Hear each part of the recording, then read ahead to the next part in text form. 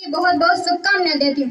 आज के दिन हमारा देश आज़ाद हुआ था, तो चलो फिर से आज वो आज़ादी को याद करें, शहीदों की कुर्बानी को याद करें कि कैसे उन लोगों ने बलिदान दिया था, कैसे उन लोगों ने परिवार को साथ सहकार मिला था। कि चलो फिर से आज वो नज़ारा याद कर ले, कि चलो फिर से आज वो नज़ारा याद कर ले। दुश्मनों के दिल, शहीदों के दिल में थी वो ज्वाला याद कर ले, जिसमें बहकर आज़ादी पहुंची थी किनारे पर, जिसमें बहकर आज़ादी पहुंची थी किनारे पर। देशभक्तों की खून की वो धारा याद कर ले, कि चलो फिर से आज वो नज़ारा याद कर ले। बात करें अगर आज़ादी की, तो आज़ादी का असली मतलब वही समझ सकता है जिसने कभी गुलामी की हो।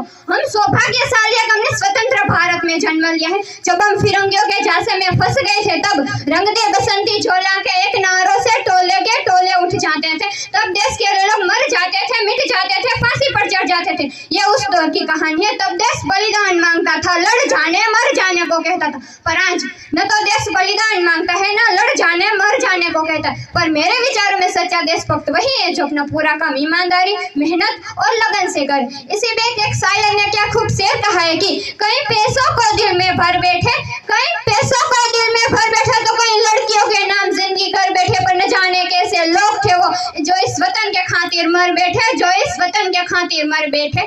बात करें अगर 62, 65 और 71 की, तो अपना सुहाग गवा देने वाली वो होते जब घर की हालत ये हो जाया करते थे कि प्यार भी भरपूर गया, मांग का सिंदूर गया, कि प्यार भी भरपूर गया, मांग का सिंदूर गया। छोटी छोटी बेटियों की चोटियां चली गई, बाप की कमाई गई, भाई की पढ़ाई गई। आपके लिए कुछ आदमी गए साहब, मेरे तो घर की रोटियां चली गई, मेरे तो घर की रोटियां चली गई। ये हालत पैदा हो जाने पर भी एक माँ अपने बेटे को दुश्मनों की धज्जियां उड़ाने के लिए सरहद पर भेज दे रही थी और खत लिखा करती थी कि अम्मा ने खत लिखा है बड़ी चाव से, कि अम्मा ने खत लिखा है बड़ी चाव से, पुत्र मेरे ना घबरा जाना, 1 इंच भी पीछे मत हटना, चाहे इंच इंच कट जाना, चाहे इंच इंच कट जाना। इस तरह पूरा परिवार अपनी देशभक्ति साबित कर रहा था। मैं नहीं मानती कि फेसबुक और व्हाट्सएप के डीपी में 3 रंग में रंग देना हमारी देशभक्ति है। तो आप सब लोग कहेंगे कि साल में 2 बार तिरंगा ले लेना हमारी देशभक्ति।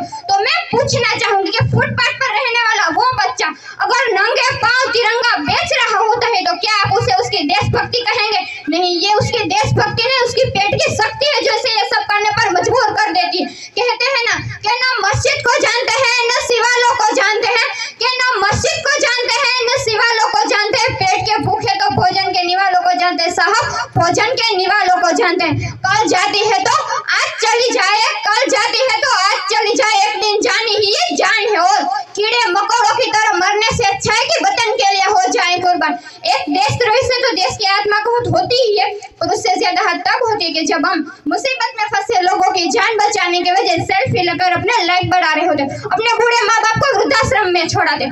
आज की युवा पीढ़ी, युवा दौर जिस पर जिम्मेदारी थी अपने समाज, अपने राष्ट्र के कांच में बांधे रखने की, वो युवा पीढ़ी आज 4x4 की छोटी सी स्क्रीन पर अपने कोमल उंगलियों के कसन मार्क से अपनी इमोजी, अपनी भावनाएं फेंक रही है। और क्या की 4 बोतल वोडका काम मेरा रोज का, अरे तबाह करके रख दिया लोगों ने भारत के भविष्य को। ये बातें सब कहने का मेरा हक तो नहीं बनता, क्योंकि न तो सरकार मेरी है, न रक मेरा है, न सरकार मेरी है, न रक मेरा है। मुझे एक ही बात का गुरूर है कि मैं भारत में रहती हूँ और ये भारत देश मेरा है, ये भारत देश मेरा है। आज मैं भारत की बेटी पूरे गौरव से कहती हूँ कि हमारा हिंदुस्तान महान था, महान है और महान ही रहेगा, कि हमारा हिंदुस्तान महान था, महान है और महान ही रहेगा।